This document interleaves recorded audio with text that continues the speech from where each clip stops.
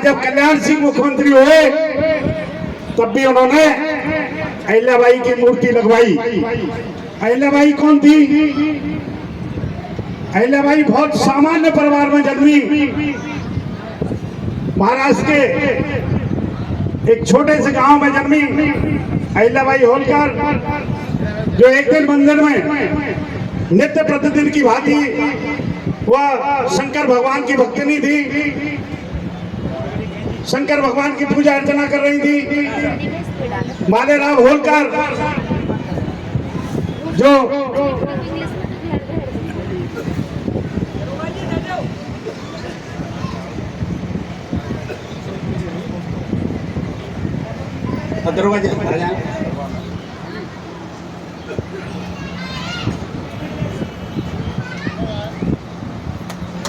मालवा के राजा उस समय वहां होकर के निकले, लेकिन वो 12 वर्ष की लड़की बिल्कुल विचलित नहीं हुई और अपनी पूजा आराधना में तल्लीन रही।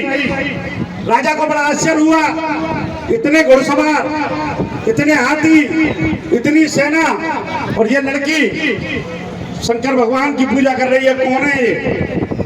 जब उन्हें बताया गया कि यह एक बहुत सामान्य परिवार की लड़की है, प्रतिदिन इसी तरह पूजा करती है, उसी समय राजा ने निश्चय किया कि मैं अपने पुत्र के साथ इस लड़की की शादी करूंगा। प्रस्ताव रखा और प्रस्ताव उनके माता पिता ने मान लिया और 12 वर्ष की आयु में उनकी शादी एक महाराजा परिवार में हो गई। शादी होने के उपरांत वह जवानी में विधवा हुई।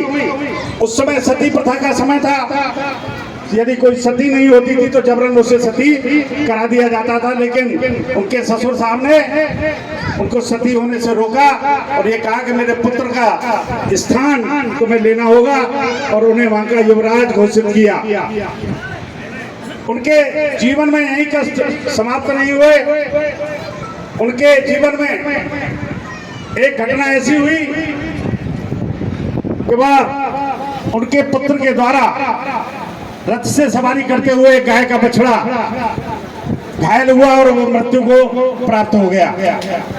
रानी को जब पता लगा तो रानी ने अपने पुत्र वधू को बुलाया और पूछा कि एक माँ के सामने बेटे को मार दिया जाए तो उसकी सजा क्या होनी चाहिए?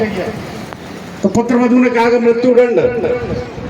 तो रानी ने उसी दरबार में अपने बेटे को मृत्युदंड सुनाया और पूरे दरबारियों को ये कहा कि उसी रथ से इसे कुचल दो, बांध करके उसी स्थान पर डालो, इसको एहसास हो। लेकिन कोई भी जाने को तैयार नहीं हुआ। तो रानी अहिल्याबाई स्वयं रथ पर सवार होकर के उसकी हत्या करने चल दी अपने पुत्र की। लेकिन वो गाय माता उस रथ के आड़े आई और उन्होंने लाख प्रयास किया।